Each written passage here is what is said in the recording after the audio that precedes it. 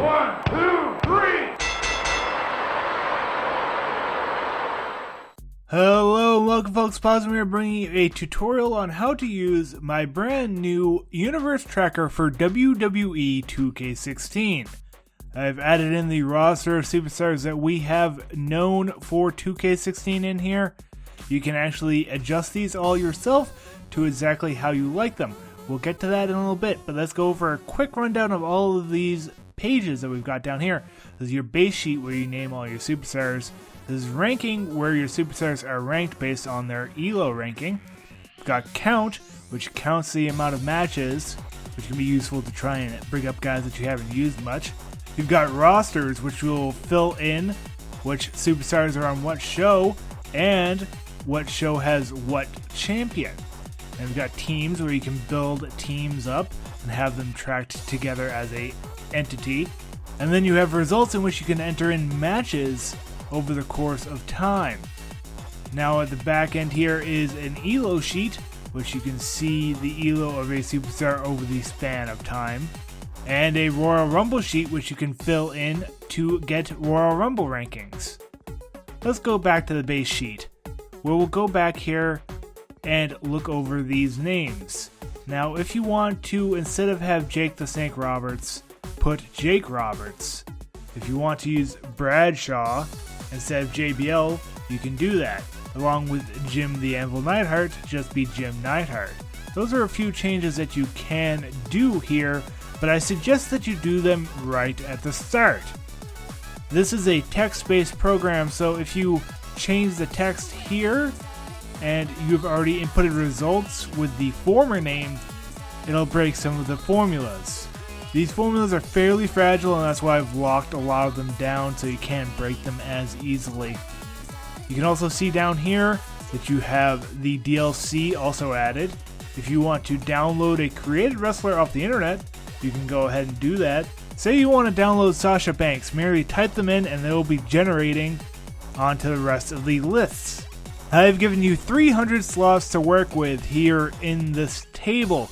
That's a bit more than you should be able to manage inside of the game. The game itself will only have about 150, even with all the DLC. Although clones can be accounted for somewhat. There will be 100 slots, and then you'll still have a couple more slots at the end for some created wrestlers that you use for a little while and then delete or anything like that. I also use these for Royal Rumble placements, so we'll have to add those, and we'll get to that when we get to the Royal Rumble. So of course, ranking will auto-sort, you can't really do anything in here. Count will auto-sort, you can't really do anything in here. And we get to rosters, where we want to fill in a roster. Now I just accidentally clicked this little box here, and you see that you got a drop-down menu. You can do this as one way, so you want to put Stardust in there, and you can put Scott Hall and Samoa Joe. You can do stuff like that. You can generate a text list in another program, or sometimes if you want to, say, copy a bunch of these guys, copy. I'm going to go back into rosters. I've given you a little free agent slot over here. This will check if they are in the superstar list. And it'll also show you how many matches in ELO. There's a bit shorter here for the names. You can go and grab. If you want to say cut and paste, you'll have to actually cut it. Let's see, cut. And you'll have to generate a notepad, paste, and cut again, and go back over here. The reason why this is that if you cut and paste in Excel, it'll move any cell references along with it, and that will again break some of the formulas. So it's better to say build it in the actual notepad and then bring it in to the roster. So you can see that I've added a fair amount of stars in here. If I go back to the base sheet, you'll see a string of wrestlers that are on Raw. And you can also see them on the other pages here, the ranking and the count page. You can also see them. Now this is called Raw, but if I want to name it Nitro, I can simply click on it and it'll be named Nitro after I've retyped it, and over here it'll now say Nitro. So it references what show you've actually named it and has a color coordination across these. These also go with the major championships. So I've got Andre the Giant. I'm going to copy that. And I'm going to paste it as a value. And Andre the Giant is now my major champion. And he's also signified as my major champion here, and over here, and all these other sheets as well. And you can do this with all of these championships. I've given you the 4 standard slots from 2K15, as I assume they'll probably do something similar in 2K16. And if you wanted to say give Batista the minor championship, he will also be updated. I've filled these in with the most basic names that could be imaginable. They're undescriptive here, and you can change the title name, you can fill in your champions, you can simply not use them, and just vacant will reign all of the blank championships. You might be able to notice here that Lucha Underground is a bit different. Some of the cells you're able to change the actual formatting of to make sure that you can get something that looks okay.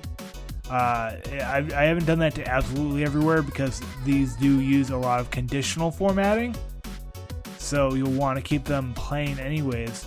But some of these you need to be able to change just for the font size if you have a super long show name. So if I actually added someone like Stevie Ray, so with the rather long name, if you go and see back on the base sheet, you can see that Lucha Underground is actually cut off a bit here. You can go ahead and resize that to fit it. This is again something that you can do if you need to resize for a superstar name. Just double click it and it'll auto resize. I mainly did this on this base sheet that you want to try and keep an eye on. The other sheets, they'll get cut off a bit just to keep size relevant. Of course, vacant here, you see has all of the championships, so he's going to be probably colored at some point for everything that you do. Now, another thing that's in this roster table is a face and heel count. So if, say, I have quite a few faces and it's wondering if I want to fill in all of the faces, then it auto did that for me. But now I want a few heels. Not Geels, heels. And I can go down and scroll down to the bottom. It just says a simple count. How many faces, how many heels. This is a pretty imbalanced show right now. You might want to rebalance it a bit.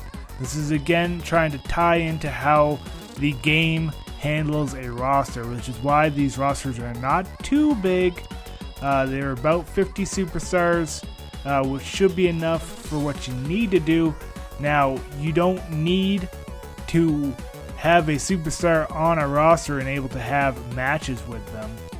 That's not exactly what you need to do. Let's go over and put a match result in now. Let's have Baron Corbin and Big Show face off in their first ever match. And you'll see their rankings generate off to the right. However, it'll say that you need to fix something. What you need to fix is that you need to enter a winner. And say the Big Show has won. And that'll say okay. You need to input a 1 and the results will say okay. And then it'll generate what their ELO ranking is. So Big Show got a couple of points off of Baron Corbin because they had never fought. They both never had a match before, so they were at 1,500 each. So he got a full 16 points. That's the most that you can get in an even matchup. In a very one-sided matchup, you can get up to 32 points gained on their ranking. This is how the ELO system works. So I'm going to input a couple more matches in here just for examples. Okay then. So after our first match, Baron Corbin and Big Show, we had Ultimate Warrior, Randy Savage, and D'Lo Brown face off. I randomly generated these. So we got a 1 and a 0.5. D'Lo Brown got pinned by Ultimate Warrior. So Ultimate Warrior gets a full win. D'Lo Brown gets a 0 if you want to fill that in. I'm going to fill these in just for visual representation. And this also leads on to a Fatal 4-Way, which apparently has Tamina in it, but that's fine. Kane, Adam Rose, Tamina, and Arn Anderson. Kane pinned Arn Anderson. The other two were just there. So you have the results from there. And what this does, it'll give the superstars that did not get pinned or win will keep their ELO, more or less. There's a bit of statistics. If they were a heavy favorite and they did not even win, they will lose some points. That's how that's how the system works. This is 2 different battle royals with 2 different scoring styles. Now this is a simplistic style where you can have 0 for the person who got eliminated first, and then 0.2 for the person who got eliminated second, 0.4 for the next, 0.6, 0.8, and 0.1. And that leads to a simple growth. As you can see in these here, the person that got eliminated first lost the most points, and the person who got eliminated last, or rather won, got the most points. Now here's another system that you can implement that I personally do to get a bit more information out of the match. I will add in some information about how many people were eliminated. Now first off, Ultimate Warrior was eliminated by the beginning, did not eliminate anyone. So he got 0 points. Then we have The Rock. He was eliminated third, meaning he outlasted 2 people, and then he's multiplied by this factor. And then we go over to Hideo Itami. He outlasted 3 people, so he gets 3 points, but he also eliminated a person, meaning he gets an additional point, and then multiplied by this factor. And then we have, once again, Seth Rollins, who was someone that outlasted 4 people, so he was the runner-up, the 5th, and he eliminated one of those people, so he got an additional point. And we can go now to Daniel Bryan, who won and eliminated 3 people on his way to the win. So he got 3 points for eliminating people and 5 for outlasting 5 people, and then multiplied by the factor of 3 over 20. And then finally, Dean Ambrose simply was just a little bit better than Ultimate Warrior, did not get eliminated so quickly. Now this results in something where if Daniel Bryan eliminated a bunch of people and won, he got a better win than if he had just won the match simply. So this is a system that I personally use. Now I have a tag team match here, Aiden English and Simon Gotch versus Sin Cara and Kalisto. Sin Cara pinned Aiden English. Simon Gotch did not get pinned, but he still lost, so he gets a little bit hurt, but not a full hurt. And Kalisto did not get a full win, so I'll use him and give him a 0.75 and give Gotch a 0.25. And you'll see here that they all equal out, and you get a little bit lower on Gotch and significantly lower on English. So now we can go over to match count and scroll up. So we can see that some superstars have been used. We can go over to ranking and see who's the top ranked. We got Daniel Bryan, who got better than a single win. And then you got Big Show, who got a single win. A couple guys that got single wins and got to that 15-16. But there is one personal preference that I have built into the system if you want to implement it. I find that people participating in a lot of tag matches will increase this match count by a whole lot. But I also like seeing them in singles matches, and that's what I use this count sheet for.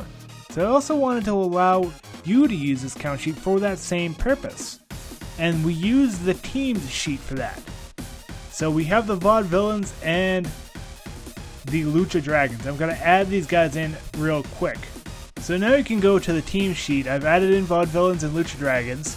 So Vaudevillains is Aiden English and Simon Gotch. It'll take their rankings and bring them together to get your average. Then you also have Sin Cara and Kalisto, which will bring their average together. So this will bring the averages of tag teams into your vision of what you want to bring into your universe. You can look for the highest one, and they'll be your number one contender if you want to do that. This will also count how many matches they've been in together. Now, if you have a match, say a multi-person match, say they're in a Royal Rumble and they're next to each other, but you don't want them to get counted in this match count for the tag team, there is a way to do this, and it's simply by switching them around. This counts for looking for the first person and then the next person in the next slot, so we'll look for Sin Cara and then Kalisto. However, if you do Kalisto and then Sin Cara, it will not count it as a match. And now let's go over to the match count, and you'll see that Sin Cara and Kalisto have been counted as having matches. However, Aiden English, down here at the bottom, has not been counted as having a match, because this match count subtracts any matches that the team has had. This does have a slight downside with 3-person matches. I've added Ultimate Warrior in here as an example, is that these still gets counted here. These only get subtracted from the first 2 superstars. I don't know if they've added in the Freebird rule into 2K16. If they have, it makes this particular sort of tool not very useful. However, again, this was sort of built around 2K15, and we're trying to bring it over to 2K16, and I'll probably try to update it if there's any significant problems with it. So let's remove Ultimate Warrior there, and we've got the 1 match for Vaudevillains and then the Lucha Dragons. We can go back and fix that, and you want to do, what I'll usually do is go and copy the team and go to the results and paste it in as a value, just so I know that I get the right order in place for that tag team. Now, one more thing you might want to do is you might want to have a Royal Rumble. A very energetic match. You'll want to give it a name. So you want to copy this and add it to your base sheet. The reason for this is that we're going to add it to the record, we're going to add it to the results, so it knows when this Royal Rumble happened in the history of all of your matches. So I'm going to fill in this Royal Rumble in this results page for you. Okay, so I filled in 30 superstars in 6 rows, and you want to have the Royal Rumble at the beginning of each row. And the reason for that is that it won't calculate all these calculations over here. It'll just say that it's a Rumble, and it'll let you know. And it's telling you to see the Royal Rumble. And so we're going to go over to the Royal Rumble, and we're going to fill in some of the information. So first off, you want to just once again do this, and fill all this in, and then go over to the Royal Rumble. And I'm going to fill this in now with all of the superstars that are in this particular Royal Rumble. So I just have a list off to the side. I'm going to paste the values in. Okay, so I've got all of my participants in the Royal Rumble, and they just happen to walk out in alphabetical order for me. Hooray! So we'd also want to note down when they were eliminated. So the first person that was eliminated from this particular Royal Rumble was Andre the Giant. And then we had Adam Rose. And then we had Bam Bam Bigelow eliminated. And so on. So you just want to fill these in. When they get eliminated, you can watch back if you want to stat track these. Alternatively, you can just forego stat tracking on the Royal Rumbles and say, you know, it's whatever happens, and this guy gets the title shot. That's the only push he really gets. And he gets that big match against that hopefully higher ranking superstar. And that's their prize for the Royal Rumble. However, if you do want to fill these in to get new rankings for your Royal Rumble, you also want to add in who everyone was eliminated by. So I've got Aiden English eliminating Adam Rose, and Alicia Fox eliminating Aiden English. And I'm just going to copy and paste a full set of data from another table that I have as an example now to get this information filled in. One thing that you don't see here is actually all these rankings, and that's because I copied the wrong name for this Royal Rumble. I had it as ZZ with no space. If I go back to the results, it has ZZ with a space. It needs to have the same exact name in order to know when all this happened. And now you get to see all of this stuff come into place. And you've got the ELO rankings, the elimination score, how many people this particular person eliminated, their total score, eliminated number, minus their entrance number, plus how many people they've eliminated, minus 1 to make it even. So you'll see DDP ended up winning, but he just eliminated one person, and so he has a total score of 0 because he just sort of hit par. On average, one person will be eliminating one other person. So that gets a 0. Someone doing particularly bad, someone that gets eliminated earlier than he should have, gets a -2 or even a -3. In terms of Bo Dallas got eliminated 2 spots. There was plenty of people that have been in the ring for quite some time, came into the ring and got immediately eliminated. So what it does now is it takes this and then it gives a rank to each individual superstar, and then gives them the result and gives them a new ranking.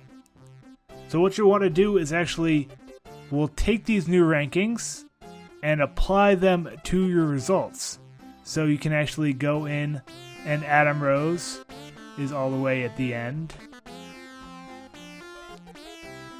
And you want to get to the second slot, and Adam Rose has a new ranking of 1511. So his new ranking is 1511. And you can enter that in there, and you can go back to the rankings, and he should have that 1511 for Adam Rose. So that's what you've got there. And this would be how you enter in a Royal Rumble. If you want, there's no linking here, so you can simply delete it and reuse it if you're doing a second one. After, of course, you've gone in and grabbed all of these rankings and put them into the results table. I'm not going to go through that right now.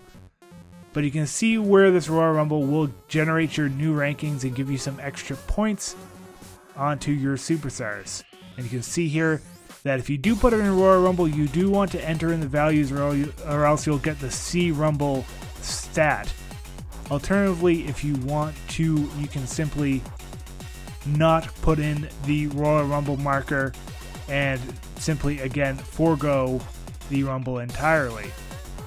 In this case, in which case you want to make sure not to do that, and you can simply drag it up to get the formula to link to the right cells to get the correct result here.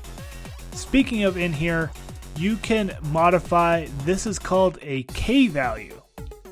If you want to go all the way up, if you want to have scores that move around a bit more, say if you want to have a K value of 48, you can enter that in there. You want to enter it in all of these. You can see now that the highest value you can move up is 24. You need to be kind of careful not to go past this last sheet. And you can see that the scores change a bit. So you can go in and put in your own K value. You want to make sure to double click this, or not double click it, but bring it all the way down to match 999. And that'll fill it in with your greater K score. And you want to bring this back up to the top. And now you've got stats that move around a bit more. Of course, you can also change this to be 16 if you want it to slow down a bit and not change as much, whatever you want. Another thing that you can change is over here is the starting ELO. I have it set here to start at 1500 for any individual wrestler that you just type in. These over here just copy over from the base sheet. You can see down here the vacant is at the bottom, like he is on the base sheet. So you've got all these guys, and you want to give, say Victor is only 1300, 1330 kind of guy. That's what you think he is. And you got X-Pac, he's also sort of a 1440 kind of guy, not quite 1500. Arn Anderson, he's a good guy. He's 1600, etc. You can go through and edit all of these to be your own starting values, and the formulas will take into account that. It won't think that they're 1500 because it just does math to get the new ranking. So you're able to adjust the ELO to what you want. Say Stephanie McMahon, she doesn't wrestle. She's only 1000. She should just be a background character. Stardust can stay at 1500. Randy Savage, he's one of the best of all time. He should be at 1900. 1900 is going to be a number in which he's going to lose a lot of points if he loses to anyone that's at 1500. By this match 2, he dropped to 1864. Let's go back to the results. Randy Savage didn't even lose, he just didn't win. I mentioned this earlier, and this is what it comes down to the odds. Randy Savage originally had an 83% chance to win the match. Now he gets knocked down by a bunch. let's see, who won that match? It was Ultimate Warrior. Ultimate Warrior gains 42 points. And D'Lo Brown, even though he lost the match, he only loses 6. And that's because he had an 8% chance to win this match when he was in such a great match with Randy Savage. Randy Savage, if he was ranked so much higher than these other guys, he should just destroy both of them. And that's how these rankings work. They're going to be self-correcting. Even if you put in whatever numbers you really want, over the course of time, they will sort of come into a natural progression of numbers to who is the top of the roster. And, of course, you have your roster numbers here that you can see which guys are your top and which are your lower. Hopefully this has been enough of a tutorial for all you guys. There is a lot of details that I've put into this. I didn't want this video to go on quite as long as it has. Probably try and cut out quite a bit.